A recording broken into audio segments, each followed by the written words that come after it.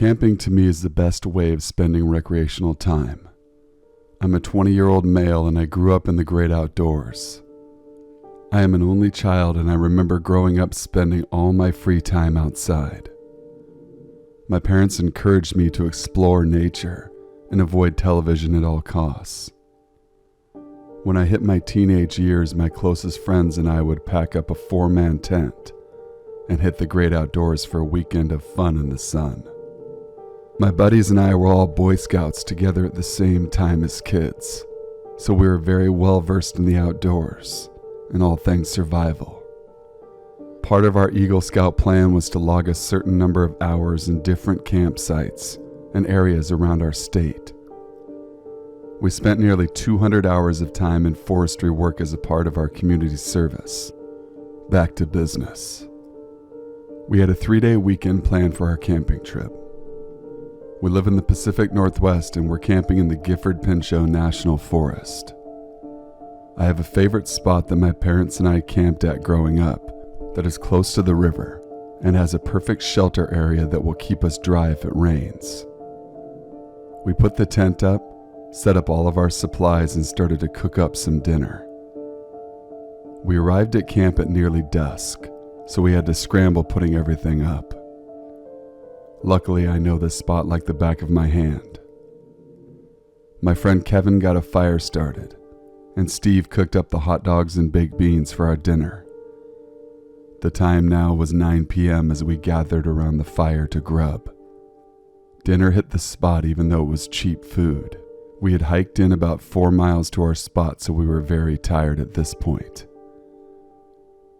As we cleaned up after dinner, Steve heard a rustling in the trees, and then I heard sticks and twigs snapping. These sounds seemed to circle our campsite. The 3 of us did come prepared with 3 handguns. We all have our permits to carry.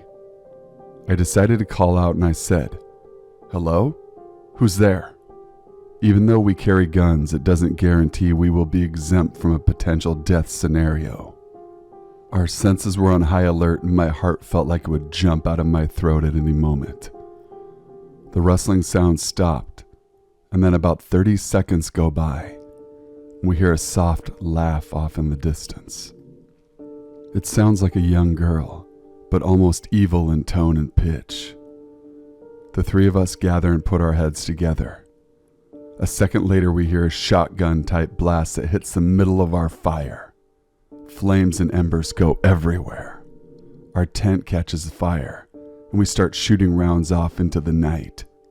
None of us can see where the shot came from, so we decide to nope out of the area. We ditch our tent and supplies and start running through the dense woods. We get maybe 20 yards from our campsite, and another gunshot goes off and whizzes past our heads. Oh my God, we could die tonight.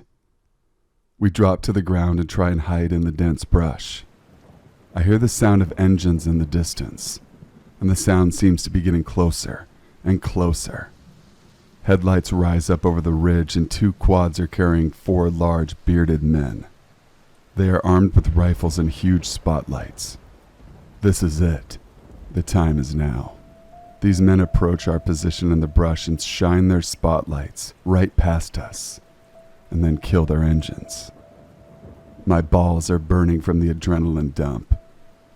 As we ran, we agreed to only fire if fired upon. We did not want to give up our hiding spot unless all hell broke loose. The men began searching the area behind us. We started army crawling away slowly and as silently as possible. We reached a small clearing and then rose up and sprinted away. The men heard us and ran back to their quads and pursued us. Luckily, we made it to our truck and got the hell out of there. We never camped again after that night, but we are thankful how it turned out. Story number 2. You are going to think I'm crazy, but camping in the snow is my absolute favorite pastime. Most of you will think I'm insane, but if you burrow yourself a solid snow cave, you can be very comfortable temperature-wise. If you make sure you dig out enough space for you to move around and make a few ventilation holes, it can be a great adventure. Anyways, I live in Alaska, born and raised, so snow is something that is always around. You adapt to these harsh elements the best way you can over the years. To me, the soft white dam, also known as snow, can actually be quite relaxing and therapeutic. I enjoy being alone, and the snow is so silent and peaceful to me. This event took place when I was 19 years old. I am male and a large man at 6'4", 240 pounds. I packed all of the gear that I needed for a weekend-long snow camping trip. I always let my parents and closest friends know when and where I will be on my travels. This is the safest way to do your business, is letting loved ones know where you will be in case of emergency. I set off in my Subaru to a beautiful snow-laden spot about 1 hour from my home. The view from the spot is amazing. You can see a lake surrounded by low-hanging trees and a view of the mountains that is breathtaking. I dug out my sleeping quarters before the sun went down and gathered some wood to start a fire. I made my late-night dinner consisting of some scrambled eggs and a couple of sausage links. Just a quick and easy meal as I was tired from the trek in. The time was now 10 p.m. and I decided to call it a night.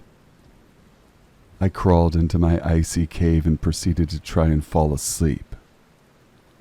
May I remind you that there is no cell service out here, and I am 15 miles from civilization.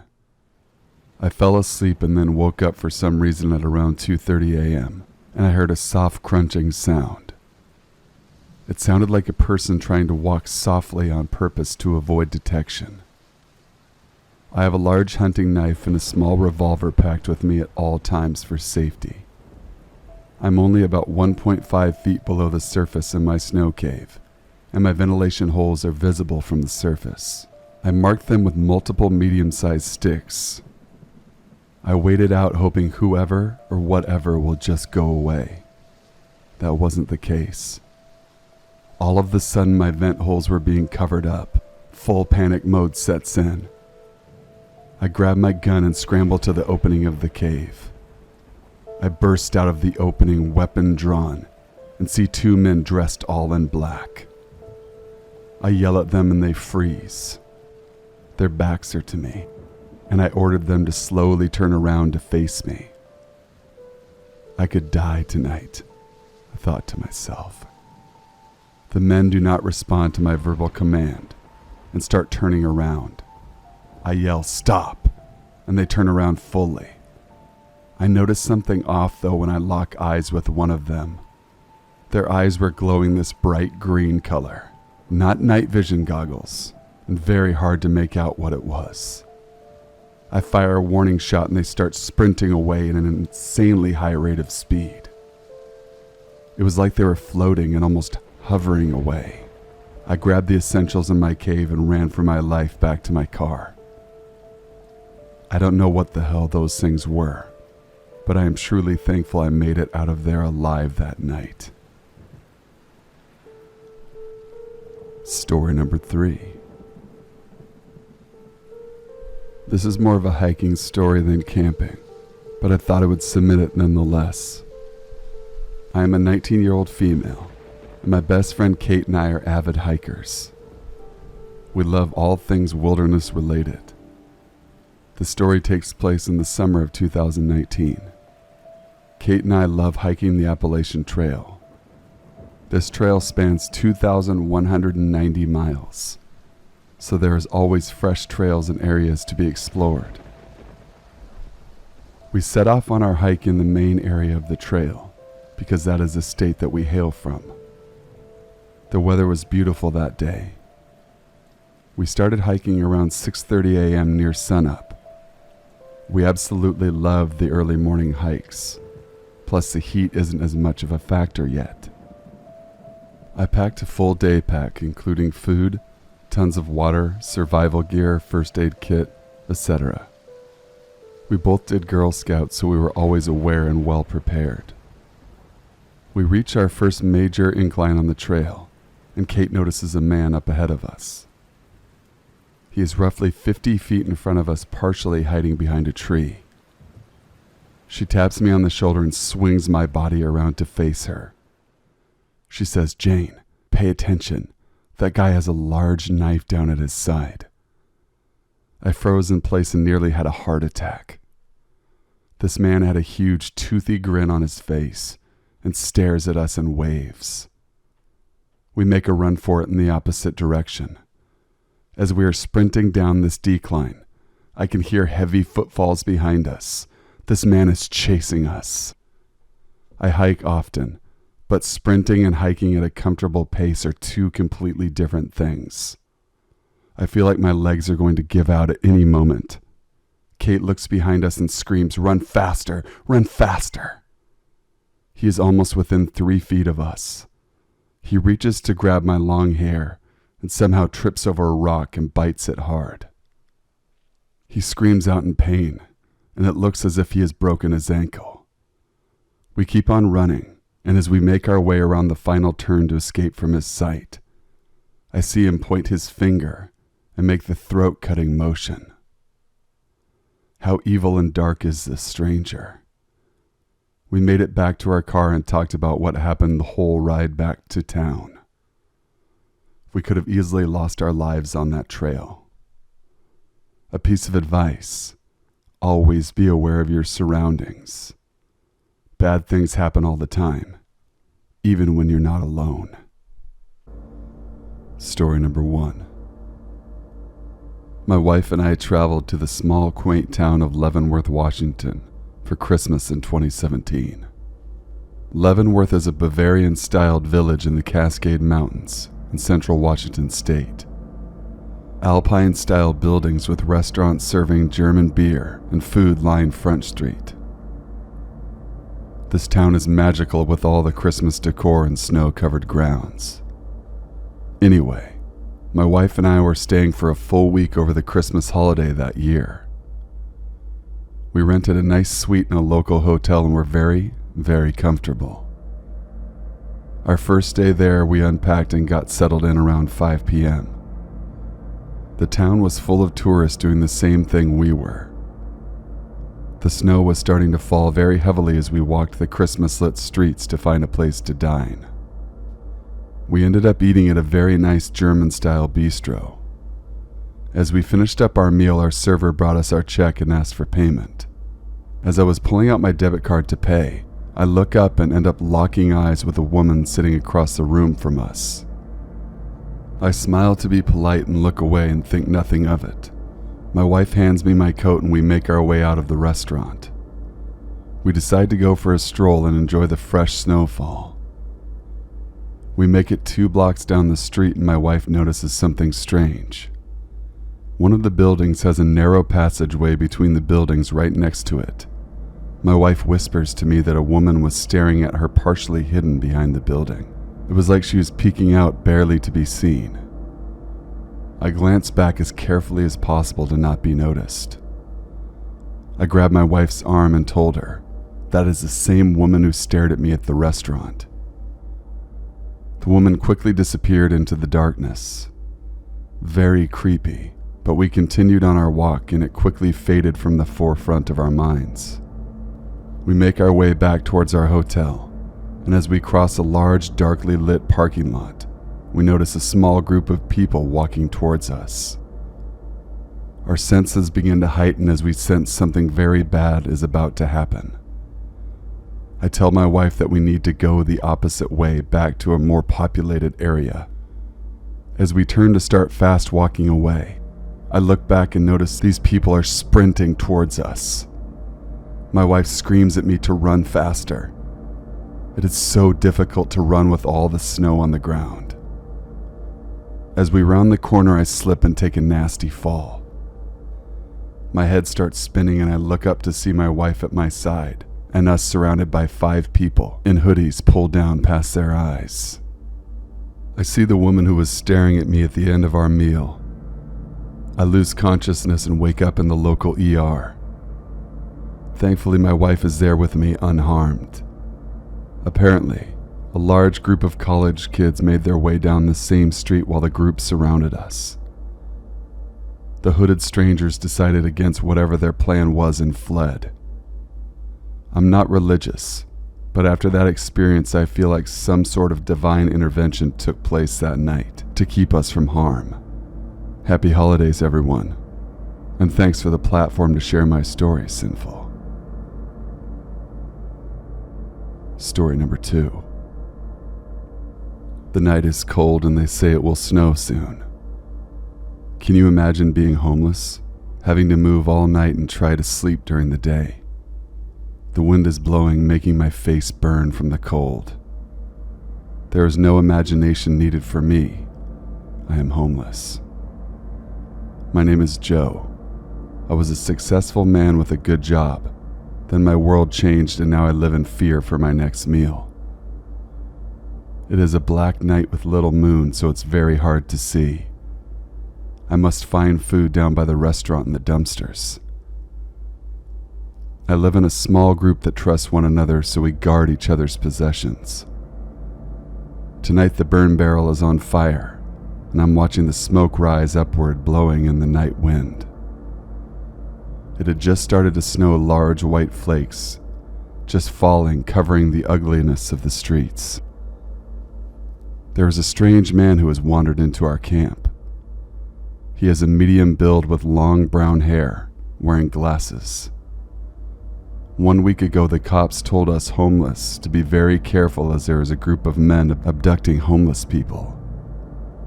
They found a guy I know in the alley covered in blood, and his insides had been ripped out. They kidnap homeless people and sell their organs on the black market.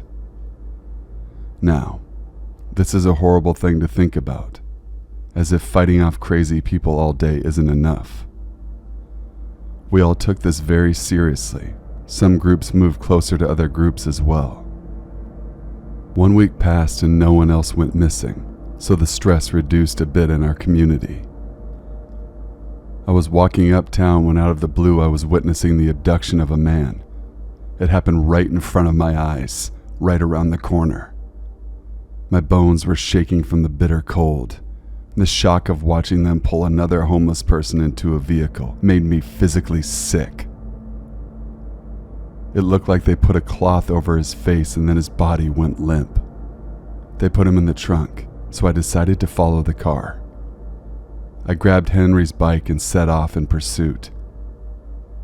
It was amazing they did not travel too far from where they grabbed him. They stopped at a warehouse about a mile down the road. I knew I couldn't go inside alone. I had horrible visions of what they might be doing to him. I then thought, if I get caught, they will gut me too. I waited for hours, and then a truck came out marked San Carlos Hospital. They must have harvested his organs and then dumped the bodies. I watched them drive out of the neighborhood, and at that moment I felt cold and empty, thinking no one will even miss that poor man. Suddenly another homeless person came up to me. He asked if I had just witnessed that as well. He sat down beside me, dirty and smelling horribly. He said, "You could be next, Joe." I thought, how does this man know my name? Was this homeless person part of this? If so, I believe I may have seen too much. My heart raced and pounded in my chest. Who was this person? Will I make it through the night? He started to hand me something, but I was too afraid to look. Was it a heart or liver? By this time I had gone into full-scale fight-or-flight mode. I figured that I better take what he gave me, just to be safe. I looked down to see his FBI badge all shiny and new. He also handed me his ID. His name was Sergeant Ivy. I was so relieved in that moment. You have no idea. There is evil in the night when you are homeless. The snow and cold living on the streets is bitter. Thank you, but I think I'll keep my organs. Story number 3. I have been fortunate to own property along the Lewis River in Dole Valley in Washington State. This area has mountains with rivers and streams all throughout it. My family and I live down below near the river's edge. I've hiked all of these beautiful trails for years and know them like the back of my hand. Being someone who loves the outdoors, I have run into bears, deer, rabbits, cougars, and other human beings throughout the woods. My grandfather taught me to hear and identify the noises in the wilderness, especially at night. That's when the woods come alive. Once a month, I take my 4x4 up the mountain roads to check entry gates and for settlers. Yes, settlers. People who are hiding from society in the high mountains and caves. They have removed themselves from societies to hide out and live off the grid. The weather had turned to new snow falling, and I knew I wouldn't have access to the roads if I waited any longer. When I make these rides, I have my German Shepherd with me. Hank is a large and very loyal dog. He was a former canine pooch that I adopted after he retired from the force. I had been driving up the logging roads for about 2 hours with no sign of any trespassing.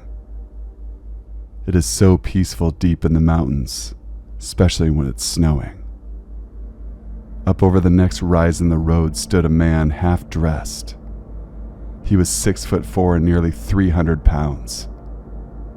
I asked him, "Hey man, do you know you're on a private property?" The guy stood there with a blank look on his face. I asked him what he was doing up there so far off the grid. Just then another man came out of the brush. They both had such horribly blank looks on their faces. I shouted, "Okay, say something. Who are you? Identify yourself." The first man reached behind him and pulled out a large knife. I always stand near my Jeep when I run into a potential troubling situation. Hank started to growl in a low, steady rumble. Hank didn't like the situation, and neither did I. With my right hand, I reached into the Jeep and pulled out my 12-gauge shotgun, told them to stop walking towards me. I told Hank, "Get in."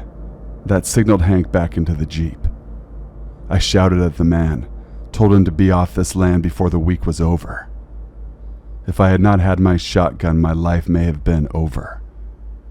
Hank always knows when we pass hikers who he likes or who may be of evil intent. I called the local sheriff deputy, and he said they would ride back up the logging road with me in a week to check it out. The woods are beautiful but can hide ugliness, dangers of many kinds. Both men and animals can end your life at any moment. Nighttime in the mountains is so dark, so far away from electricity, without a moon shining, impossible to move. That last story was actually submitted by my mother. I've known about this subreddit for a while now, but I've never gotten around to telling my own story, which of course I never thought I'd have. Since it's long, I won't bother with a long intro. This is all you need to know. This happened in my senior year of college, and I lived off campus. I had 2 roommates in my apartment, townhouse thing, named Natalie and Katie. Anyway, Katie was out that night doing homework in one of the school buildings, and I was awoken at 3 a.m. when I heard someone knocking at the door downstairs. I thought that was weird, considering the hour, but I figured somebody had the wrong place and would realize and leave. The knocking didn't stop though, and I lied in bed for a good several minutes thinking, yeah, they'll go away, they'll get bored. As one might expect though, I started to grow confused, and then kind of freaked out by this person's persistence. Then the knocking turned into banging, and I couldn't ignore it anymore. Honestly, I probably should have called the police instantly, but it was the middle of the night and I was just confused. So I headed to the top of the stairs to see Natalie standing near the door, staring at it. Her room was on the bottom floor, so she had just walked up to it. We exchanged a baffled look because what the hell? It's 3 a.m. This is weird. Natalie called out and asked them who they were and what they wanted. "We're friends of Katie's," said the voice on the other end. who sounded male and about our age. We know her boyfriend, and we heard she was feeling down, so we came to surprise her. That was already a weird story, because again, 3 in the morning, but thankfully Katie wasn't even home, so we both informed them of this. Katie's not here. She's off doing something else. Good. They're going to leave, right? They came here to see Katie. She's not here. They'll leave us alone, and we can go back to sleep. Just open the door. I know. If I hadn't called the police before, I definitely should have done it now. It was weird enough, though. That night I realized why people do stupid stuff in horror films. Not only had I been woken up out of nowhere, but it feels surreal to be in a situation like this. Like there's no way you could actually be in danger. That only happens in horror movies and true crime documentaries, and in questionable creepy stories online. It would never happen to me. I'm just a random, ordinary, boring person going about my business. I don't need to call the police. I'm sure this will get cleared up and everything will be fine. That's the internal dialogue that was running through my mind in that very moment. So yeah, Natalie and I did the stupid thing and tried to argue with them. We told them that again, Katie wasn't here. There was no need for them to stay. Eventually, Natalie asked what their names were. Throughout the encounter, we made out 2 distinct voices, but only one gave us a name, and I texted Katie without telling him, asking if she was friends with someone by that name. After a couple of minutes, during which we were still arguing with the stranger, Katie replied, "I am, but I don't think she knows where I live." That wasn't good enough, but even worse, she? The person on the other side of the door had a male voice, so this was a real name, but not the real person. Whoever this was knew stuff about Katie, like who she hung out with. I told Katie to stay where she was and to not come home until everything was okay. Finally, we told the guys that if they didn't leave, we were going to call the police. No. Don't call the police. Don't call the police, okay? If we wanted to do something bad, we'd already would have done it, right? Just open the door, okay? The attempts at reasoning with them basically devolved into them telling us, just open the door, over and over again, until we finally actually called the police. We hid in Natalie's room and dialed 911 and explained what was going on. Thankfully, there was a police station close by, so it wouldn't take long for them to arrive. Unfortunately, I made the mistake of heading back into the living room and yelling through the door that we'd call the cops, but contrary to what you might think, that actually didn't seem to scare them at all. They seemed only mildly upset and kept arguing. To this day, I can only assume they just didn't believe us or something. Then we heard a neighboring home's door swing open in a very pissed off man's voice.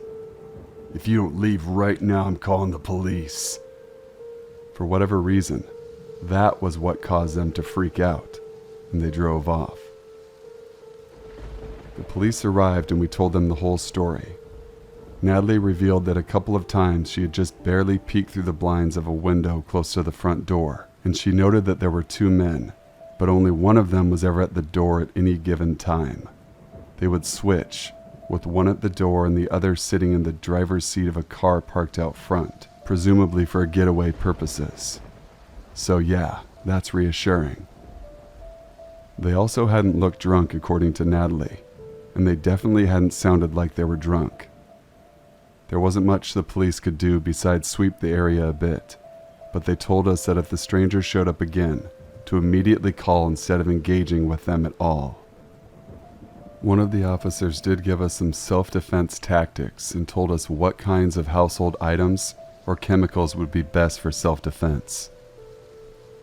After making sure everything was okay and reassuring us, they left, and we eventually called Katie and told her the weirdos were gone. She arrived and was understandably a bit shaken herself. We sat down and asked her who might have known where she lived, She did know people who had come to the apartment, so some people, certainly, but Natalie hadn't recognized the guys outside as previous visitors. Worse, it turned out that not only did they know Katie's friend's name, but they claimed to know her boyfriend even though he didn't even live in the state where we were going to school. She swore up and down she didn't know anyone who would want to hurt her. By this point, it was around 5 a.m., so I didn't even bother going to sleep since I was going to a workshop that morning. I told a lot of my classmates a story and it freaked them out too, and the entire day Natalie and I jumped at every unexpected noise, every shadow, every random movement. That night it was hard to sleep. I expected to hear knocking at the door any second. Thankfully they didn't come back, ever, but that almost makes things more unsettling, in a way. I'll never ever know what they wanted that night. Did they think we were hiding Katie? Was she seeing less than savory people in secret? Did they want to hurt her? If they did, why did they never give up and go looking for her elsewhere? Was all of that just an excuse to get into an apartment of young women? Did they want to kidnap us, hurt us, rob us? Who knows? I try not to let it bother me, but I wish I knew if my life was in danger that night. I have the feeling it might have been. After all, they weren't wearing face coverings, so if they wanted to commit a violent crime, they might want to get rid of the witnesses. But despite how much I wish I knew, yeah, random strange men who insisted we let them inside for unknown reasons, let's not meet again. I was sitting in my living room, which has a large window facing the main road, when I heard someone knock on the door in the mudroom. My dad was downstairs playing on his drum set. It was well into the evening. I thought it was strange, but figured maybe it was someone who wanted to ask him to play quieter. We've got many noise complaints over the years. When I opened the main door, there was a man, probably in his 40s or 50s, wearing what looked like casual business clothes, jeans, black shoes, and a button-up, standing there that I definitely didn't recognize. I didn't really think much of it, but I kept the screen door closed as a precaution. Here's how I vaguely remember our encounter playing out. Creepy dude. Hi, I was wondering if I could use your phone. I need to call someone. Me. Sorry, no, we don't have a landline, and I don't have a cell phone. Creepy guy. Oh, that's okay. Do you think I could at least have a glass of water? I can wait here while you grab it. Me. Sorry, we just moved in and haven't unpacked our glasses yet. Again, huge lie, but I was panicked. Through the window you could clearly see we had lived there for some time. Creepy dude trying way too hard to be friendly. That's all right. Do you have a hose I could drink from? Me. Definitely freaked out. Yeah, it's actually right there on the ground. I pointed to the outdoor hose a couple feet from the door. Creepy dude with an even wilder smile. Oh, thank you. Do you think you could turn it on for me? Me, fucking terrified. Sorry, no, I don't know how it works. Creepy dude, visibly a bit angry but trying to hide it. Oh, come on now, you don't know how to use a hose? At this point, my fight or flight was in full force, so I just slammed the door, locked it, and ran downstairs to my dad. I told him what happened and he stormed outside with a baseball bat, but the guy was gone by the time my dad got outside, and I never saw him again after that. It still freaks me out to think of what he might have done if he got a hold of me. So creepy man who showed up at my house and tried to get me outside to turn on the hose. Let's not meet again. Okay, so this story is a bit different than most of the ones I see around here, but it's been on my mind for quite a while now, so I really wanted to share it. The scene takes place in the late 90s when my mom decided she was tired of living in a big city. She bought us a house on the countryside. She'd always been a loner and was desperate for some peace and quiet, so she found a house in a very small village that was in really bad condition and decided to handle all the renovation by herself. She quickly realized it was too much and started asking around the village if someone could help her out. Quite quickly, she met Daniel, and he offered to do most of the manual labor for a very cheap price. Daniel was a very simple man. He never went outside the village and wasn't educated at all. He could barely read. But my mom was a teacher, and she saw something in him. Despite the lack of education and knowledge, she knew almost right away that this man was extremely intelligent. He just had no idea. So she started giving him books, helping him perfect his reading and writing skills. He was an extremely fast learner, and in a few months he was a different man completely. He came over every day to talk to her, read, and sometimes work on the house. He also helped her through her pregnancy and helped out when I was a baby. I wish the story would end here, but it doesn't. The way he talked and his opinions and thoughts about the world had changed, and it made him very different from everyone else in the village, including his own family. People who were teasing him about it at first started to really resent him. They were mean and stopped talking or interacting with him in any way because they thought he had become presumptuous and arrogant. My mom was the only one who still talked to him. So, he started to resent her for changing him and started to drink a lot to dull his mind. He got drunk every day hoping he would get back to where he was and would be accepted by everyone again. But of course, that's not how it works. When I turned 4, my mom told him we were going back to the city so I could attend a good school and we'd probably be back once in a while. And he snapped. Not only did she give him a poisonous gift that was ruining his life, she was leaving him all alone with absolutely no one else to talk to. That day he left screaming, and a few hours later his car crashed into our garden. I remember my mom being very calm and telling me to go hide under her bed upstairs. I rushed upstairs and looked through the window. I saw him coming out of his car with difficulty. He was mildly hurt by the crash, but mostly super drunk and angry. My mom was walking towards him when he swung out a huge axe and she came running inside. She locked the door and phoned the police. He started yelling that he'd kill us and destroy our car with his axe. When he was done, he started destroying the door. He came in, climbed up the stairs, and used the axe to destroy my mom's bedroom door. The police arrived before he managed to get through. They arrested him and he died a few days later. I think it was liver failure or something like that. I honestly don't know if he would have killed us, and I don't know if he loved my mom. That's all a mystery. I'm still very scared every time I think about it, and axes scare me to death.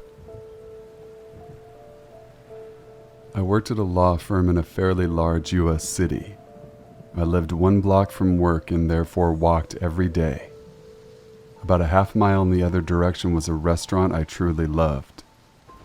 One evening, after a crappy day, I decided to go out to dinner before going home. I went to the restaurant, had dinner, and started the walk home. It was dusk at this point, but there was still plenty of light. The street was deserted, except for a single car traveling in the opposite direction. The car suddenly slammed on its brakes, and I was very surprised. I stopped walking. I expected it to be someone asking for directions or something, but instead it was 2 guys staring right at me.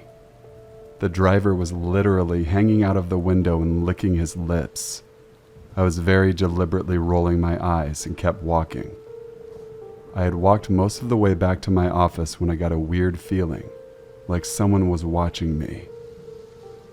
I looked over my shoulder and the same car was there, a couple of feet behind me. They'd flipped a U-turn, cut their engine, and coasted down the street behind me. The passenger was closer to me, now, and he was leaning a little out of the window making gross faces at me. I didn't think, I just started running. I heard the car start up and follow me.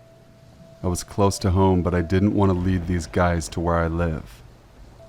I ran down the rest of the street and through an intersection.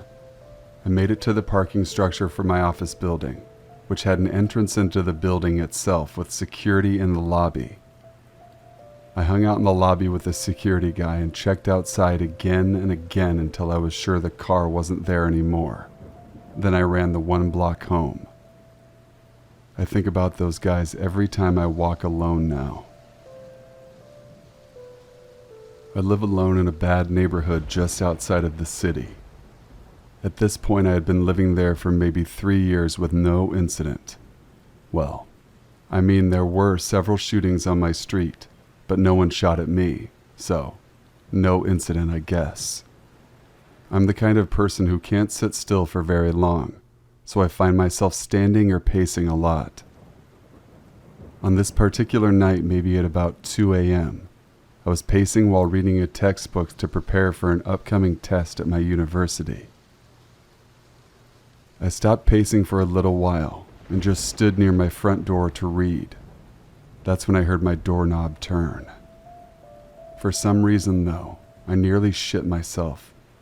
I was able to calmly look down at the deadbolt to double check that it was locked. It was. I looked through the peephole to see who was trying to come inside, but no one was standing there. Obviously, this was confusing. I neither am superstitious nor a believer in the supernatural, but I'm also stupid. So my first thought was, is a ghost trying to break into my house? Thankfully, that would have gave way to a more logical thought of, maybe they're going around back. So, I quickly moved to the back door to make sure it was locked. It was. But then my front doorknob started turning again and again. I tiptoe/ran to the front door. At this point, my heart was pounding. My dog, big protective teddy bear, is looking at me with major concern in his eyes. I look out the front peephole again, but there's still no one there. That's when I hear a small knock on my door as I'm looking through the peephole. Then a small childish voice says, "Let me in." Silence. "Let me in." I'm still looking through the peephole while covering my mouth with my hand to make my breathing quieter. Through the peephole, I see a small 3-year-oldish girl walk to the edge of my porch and look into my bushes. She nods then says, "Okay," in what I think was supposed to be a whisper. She walks closer to the door again, and I lose sight of her in the peephole. She tries the handle again, then knocks and says, "Please help me." My uncle is a cop, so I heard about people using children as a way to get people to open their door before blitz attacking. So I'm pretty sure that's what's happening at this point. I wasn't sure how to handle this situation, so I just, not even into a phone, "Hi, I think someone is trying to break into my apartment. Yeah, my address, 123 Fake Street Avenue. Yeah, I'll stay on the line." I then saw a shadow emerge from my bushes. Thankfully, they scooped the kid and ran off. There were 2 people and the child. People who tried to break into my apartment to rob or kill me. Let's not meet again. I'm writing this only a few hours after everything happened. Now that I've calmed down and the sun is coming up, I feel somewhat safer. Last night I was laying in bed, reading a little before I went to sleep. I think it's important to clarify that I live on the outskirts of my town. Still in town, but definitely on the edge, off the highway that leads out of town and into about a 15-mile stretch of country. Woods, fields, a few residences, but mostly open highway. So other than the other tenants in my actual apartment building, it's normally very quiet in my area. My building is square with 4 apartments, and for each of us our door simply faces out into the open. There's no lobby or foyer or anything. My door in particular looks out into a large field that goes up a hill.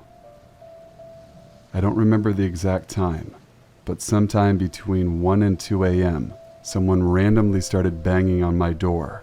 which freaks me out at the best of times in broad daylight, but especially in the middle of the night.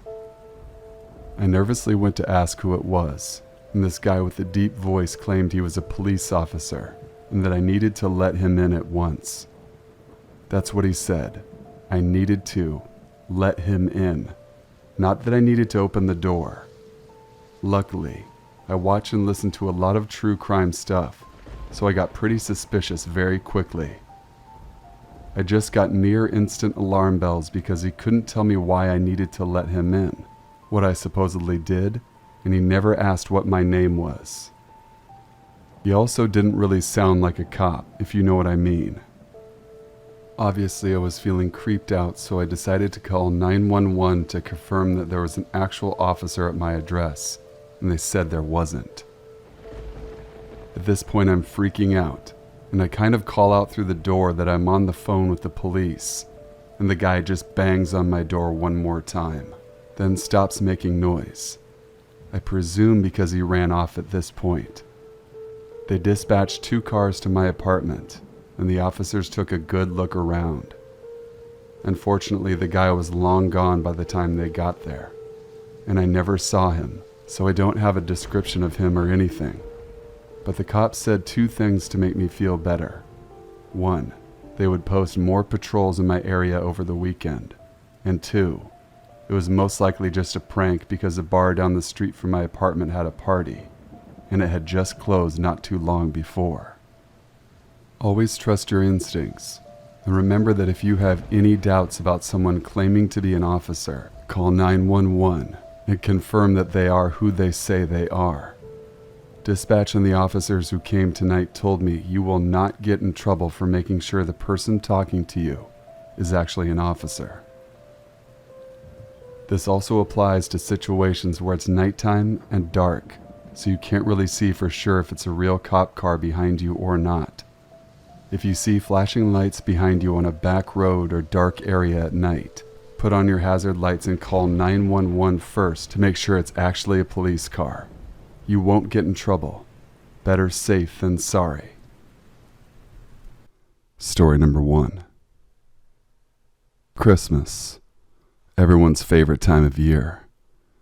It was certainly my favorite time of year until one night that changed everything, and one night that changed my life forever.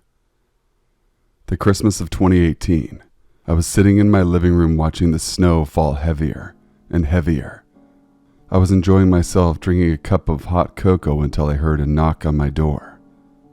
I thought, who could it be at this hour? It was 1:18 in the morning. I got up to open the door, and to my surprise, no one was there. I closed the door thinking I was being ding-dong ditched, or it was all in my head.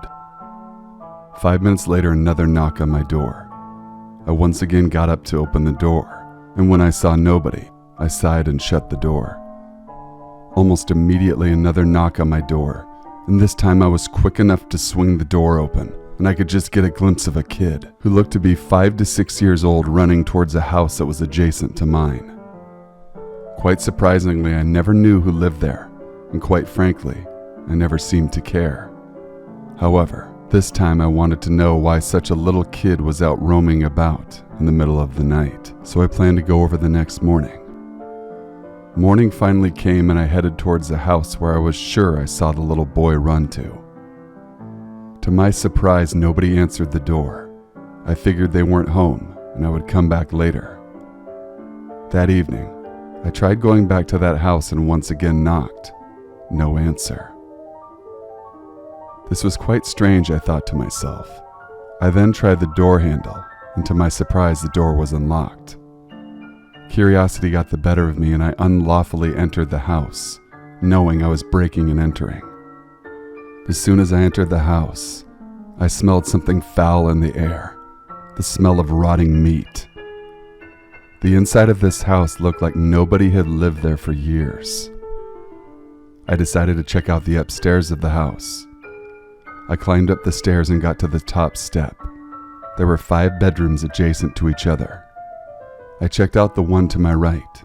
Nothing special, just a bed and a closet. I checked out the rest of the bedrooms and found nothing. Great, I thought to myself. This was a complete waste of my time. Just as I was about to leave, a woman tapped me on the shoulder, startling me. I knew I was caught red-handed, but just as I could say anything, that woman put her hand over my mouth and shushed me. I slowly backed away and sprinted back to my house. I heard the blood-curdling scream of the woman telling me to come back. I got back to my house and decided not to call the police. At 3 a.m., I woke up to the sounds outside my window. I looked out and saw the same woman staring back at me with a wide smile that ran across her entire face. Her crazed eyes stared back at me on the other side of the glass. I fell back in shock and dialed 911, and the police were at my location within minutes. I told them what happened, and they searched the house and found nothing. The police told me there was no signs of anyone there since the horrifying murder that took place inside that very house. I was shocked. I haven't heard of what had happened at all, and as it was an ongoing investigation, the cops weren't able to give any information I desperately wanted to know. The next day I did some research, and what I found out made me vomit. On December 31st, a mother and her son were brutally murdered inside that very same house, and their bodies have yet to be found. December 31st, I linked everything together and stared at myself in the mirror in pure horror. The events that took place this day changed me forever. The next 8 months I quit my job and had to get therapy for the rest of the year. I started looking into depression and into thoughts of ending my own life. I would wake up at late hours of the night and see the woman's crazed smiles staring down at me, and I would scream in pure horror. It's been a year since this traumatizing experience, and I'm never the same person as I used to be. By the time you read this, I will be dead or somewhere far away. Far, far away. Story number 2. The countdown to Christmas had begun, and we were 5 days before the major holiday. My family awaited the arrival of my grandparents, aunts, uncles, and cousins. My name is Trudy, and I'm one of their 3 children. I have a sister named Katie who loves to ice skate. This will come into play in the story later. My mom is a great hostess and family organizer. Trust me, this family needs her. We were prepared for the family to arrive. Sweet smells of Christmas were everywhere in the house. Cinnamon, evergreen candy, and Christmas cookies. Katie loved ice skating in the small lake in the back of the property. She was a strong person and very well liked for 14 years old. The days coming up to Christmas Day were full of visiting, sharing old family tales and memories. As the dawn broke on Christmas morning, all 3 of us were out of bed at 7 a.m. We wanted to see if Santa had come. As our brother Doug is only 7, Katie and I play along with the Santa thing. As our relatives arrived, the house filled up faster and faster. Laughter and hugs were flowing in the air. We had new family members this past year, so crying babies filled the house too. Hey, it was family, and that was what meant the most to us. The weather had warmed up a bit overnight. Everything seemed to be much merrier than in the years past. During the afternoon, the turkey roasted, giving off a wonderful aroma. Christmas felt just right. It was always something our family did to celebrate together. My mom called out a roll call for dinner to be served. She said, "Where's Katie?" Within seconds, we realized Katie was missing. She was a bit of a loner and never really liked large groups of people. I ran upstairs to check on Katie's whereabouts. Then I heard the back door slam. It was Dad heading outside to look for her. Dad was outside walking the property. He came around the west side of the yard, which faced the pond. I watched Dad as I got on my phone and called her closest friends concerning her whereabouts. Dad and I heard a blood-curdling scream from the house. We looked up and saw that Mom was screaming. On the pond below lay Katie's red coat. It was snowing and the wind blew hard through the trees. Instantly, we all thought the worst. She went out alone as usual to skate and fell through the ice. My dad took off running so fast it was fight or flight. I ran behind him, my heart pounding as we came around the corner going to the pond. We got to the pond and saw Katie barely on the bank. She had felt the ice crack below the snow, so she jumped backward and reached for a tree branch and was able to pull herself to the shore. We asked, "When did you come out here, Katie?" Katie was blue almost everywhere. Dad carried her in a blanket up to the house and my parents tried to warm her as they called 911.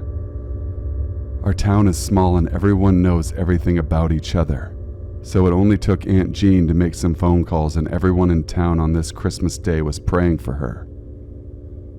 Dad got Katie in her room with the heat on high, wrapped in blankets.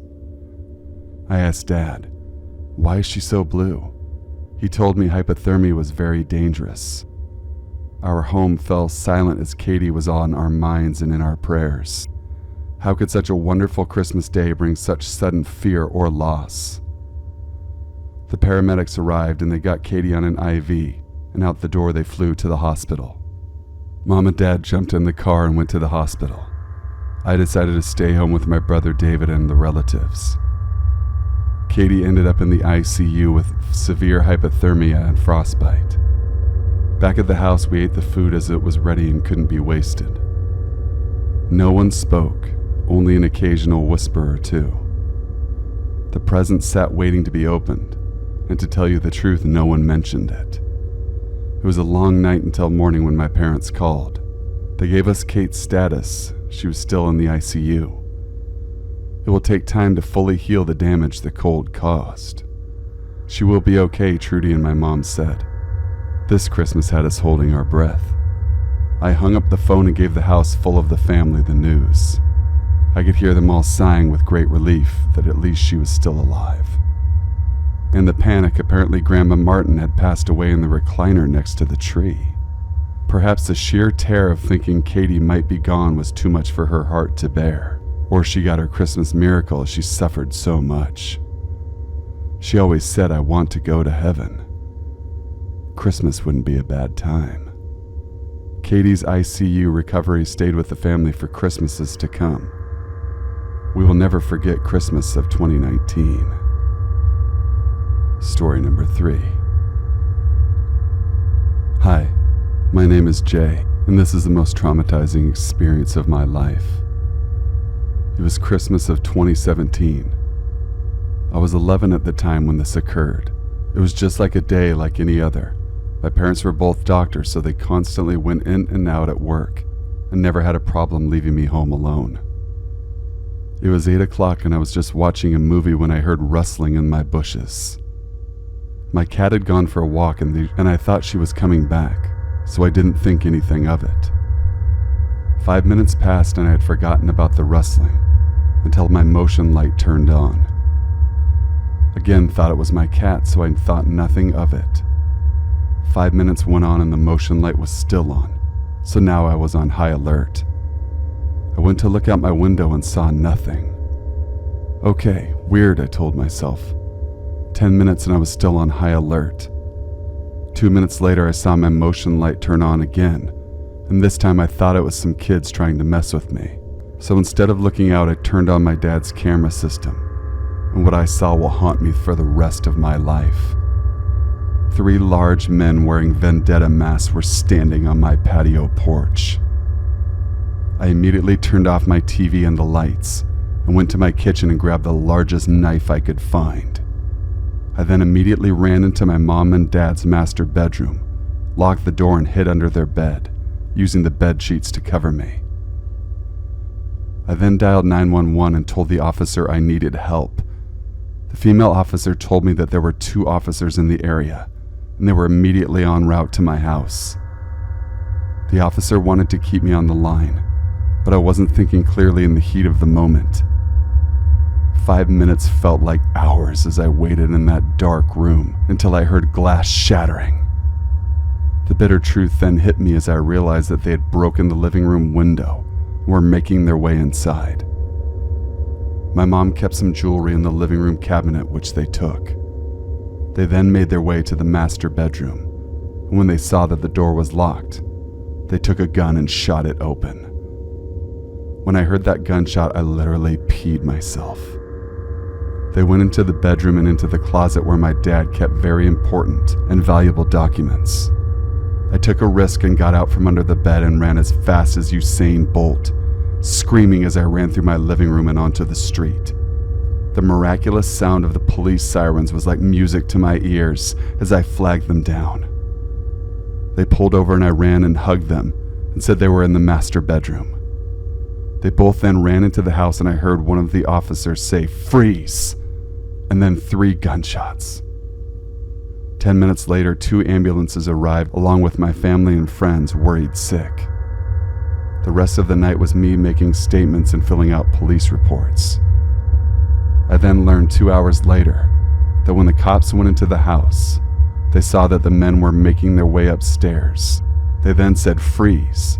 One of the men pulled out a gun and fired on the cops, hitting one of them in the leg, and then the other cop shot 2 bullets at this man's head, killing him instantly.